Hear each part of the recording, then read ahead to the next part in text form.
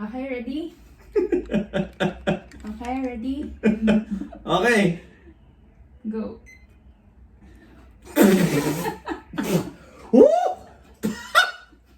Ow!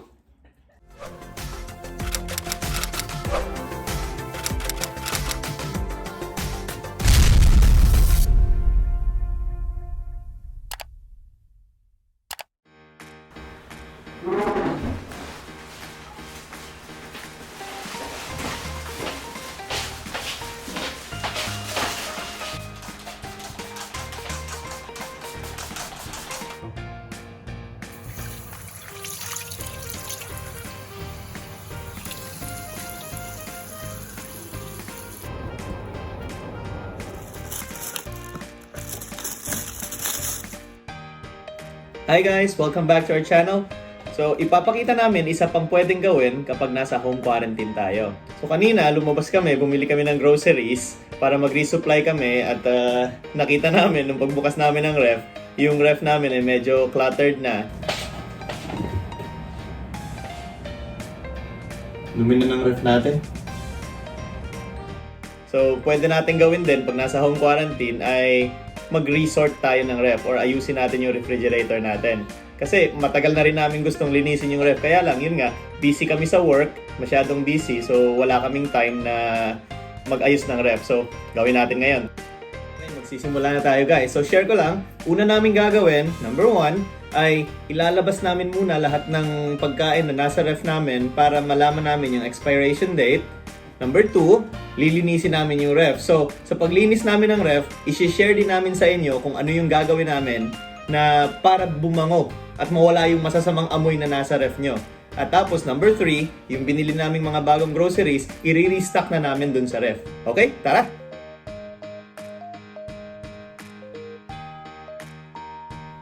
Ew!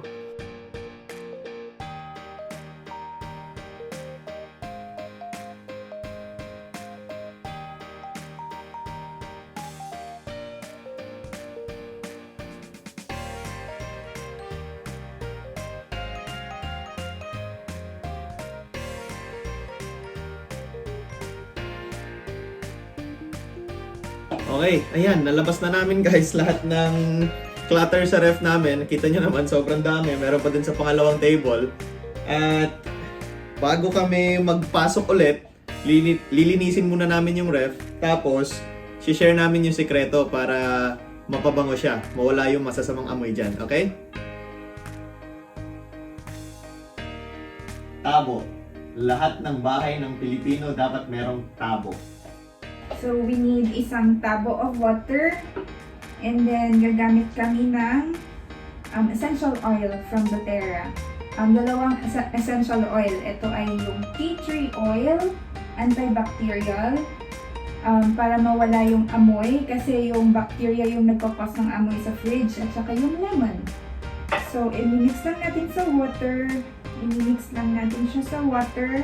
3 drops of tea tree. 1, 2, 3. And then 3 drops of lemon. 1, 2, 3. Safe din ito gamitin kasi pwede siyang i-include sa water and then pwede siyang i-intake. And then cloth. Tapos ito yung gagamitin natin pang punas sa loob ng fridge.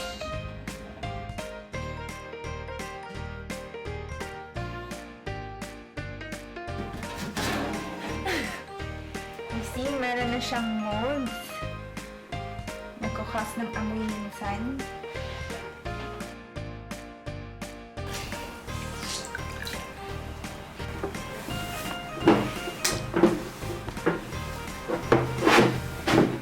Ayan, malinis na siya. Wala na siyang mold.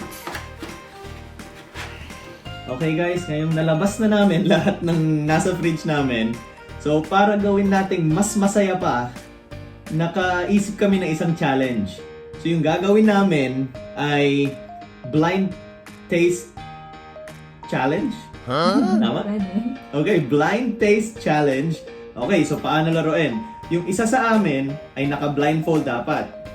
yung naka-blindfold, susubuan ng isa at huhulaan niya kung ano yung pagkaing sinubo sa kanya.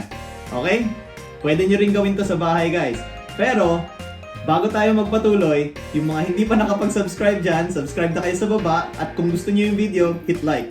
Okay, let's do it! At kung sino yung matalo, siya yung magluluto ng dinner at maghugas ng pinggan. Yan, masayang gawin yan sa bahay, guys. So, Ito let's yung start. scoreboard. Ready? Okay. Sino mauna? Rock, paper, scissors? Sige. Bato-bato, pick. Tagalog eh. Ano ba? Sige. Sige na. Ano ba ito? Bato-bato, pick! Panalo ako! Panalo ka. Sige, ikaw mauna. Okay guys, let's start. 15 seconds dapat ma-answer mo na, okay? Okay, game.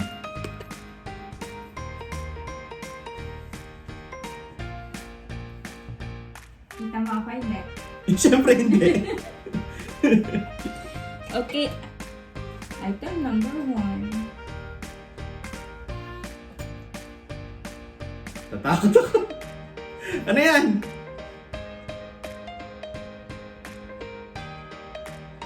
Pwede ako niyan ha. Yes, of course. Okay, ready? Okay, ready? Okay. Go. Woo! Ow! Ano yan? Tubig! Wasabi! Tubig! Ow!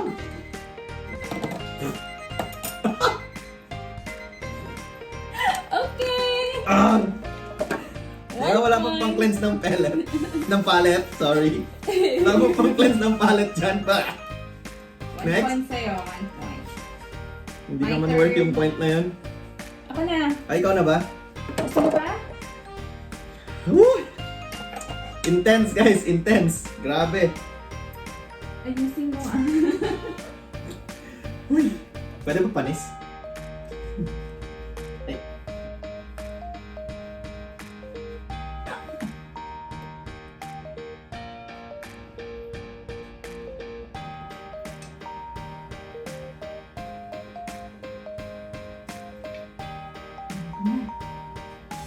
That sound.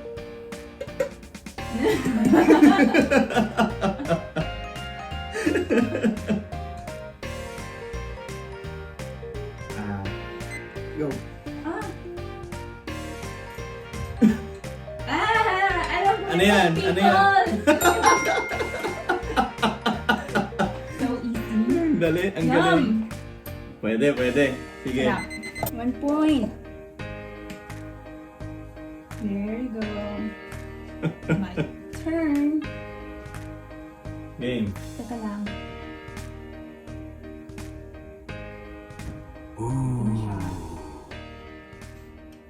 Wait.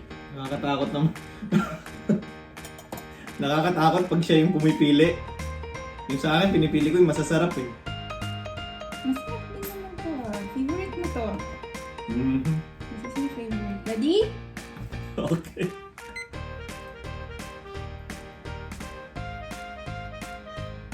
Ten seconds. 9, 8. Sriracha, Anong color? yung pula. Oh my God. Tama ba? Correct. Ang angang lahat ng binibigay sa akin, grabe. Narahan kasi yung SRIRACHA, yung yellow at saka yung red. Galing. Very good.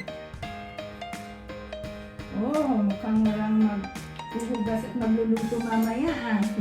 Diet, wala nang kainan.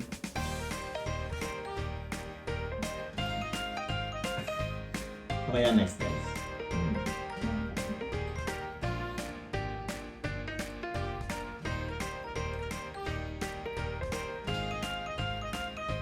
Ready? Ready ka na ba? Alam mo na yan! Ready ka na ba? I know the sound. Ready ka na? Yes.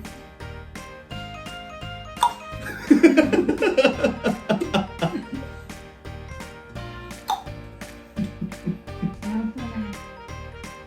Hindi ko na isubo. Alam ko na yan. Yung chili garlic.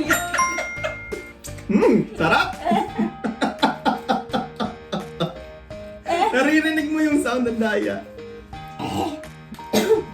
Point. My point.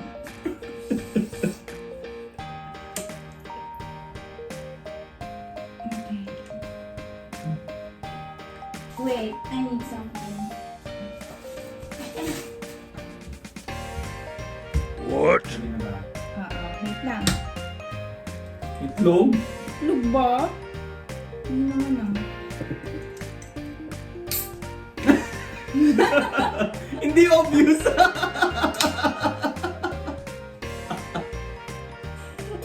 Ready? Okay. Ready? Itlog yan eh. Itlog. Yung sound na galang itlog, Oh. Ready?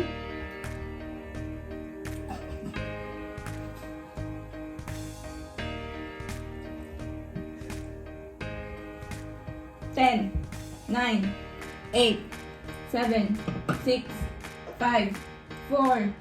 Century egg. Century egg. Sarapan ka. Sarap kaya nun. Meron pa ba? Yung dinner mo dito. Asan na yung binuksan mo? Pain.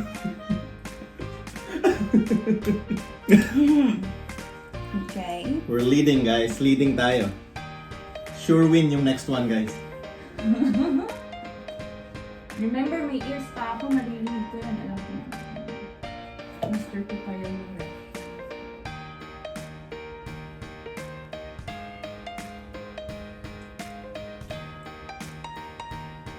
Ready? Galing sa tune. Ready? Bilis ha. 1, 2, 3, go.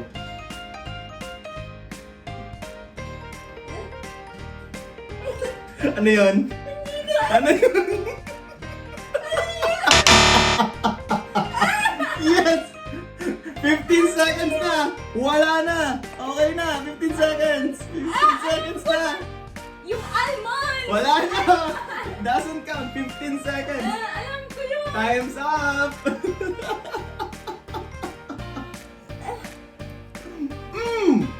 3! Bakit? 15 seconds na eh! Sabi ko sa'yo, ano Wala na! 15 seconds! yun eh. Guys, mandaraya. Mandaraya. Okay, so dyan na nagtatapos ang game natin, guys. Para makabalik na tayo sa paglilinis at pag-restock ng ref, okay? So yung score natin ay bom bom bom. Hindi na Charles nakakatulog. 3, Charina 2. Kaya yun lahat. Okay. Okay, ikaw magluluto mamaya at saka maghugas ng pinggan. Bakit ako? Eh, ikaw nanalo eh. Congratulations!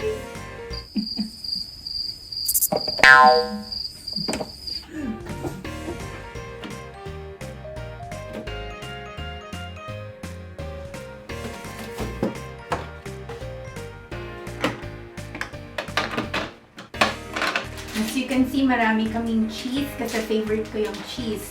So, gumagamit kami ng Ziploc para mag-store ng cheese para ma-contain yung cheese sa loob. And then yung amoy, hindi lalabas sa fridge. Coconut milk.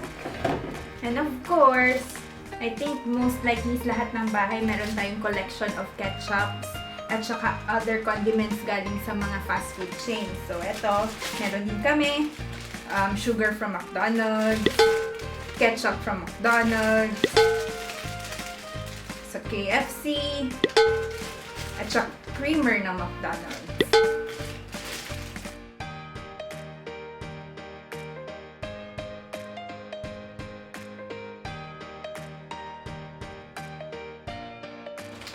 Meron din kami mga dried fish na sinastock sa bahay. Ito ay galing pa ng Pilipinas. And then, nilalagay namin sa Ziploc para yung amoy niya is hindi lumabas.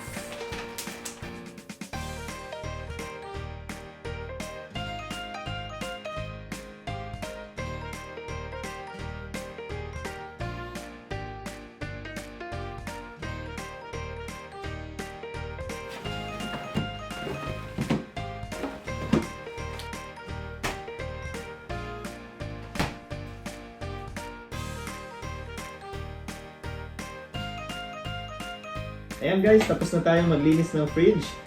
check na naman sa isang bagay na hindi namin magawa-gawa dati nung busy kami.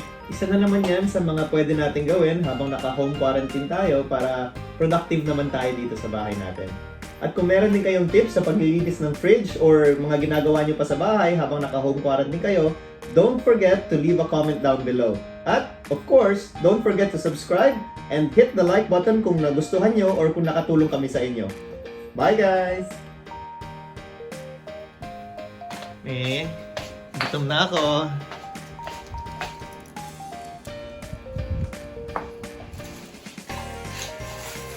Yan. Palagi tayong maglaro ng ganito, ha?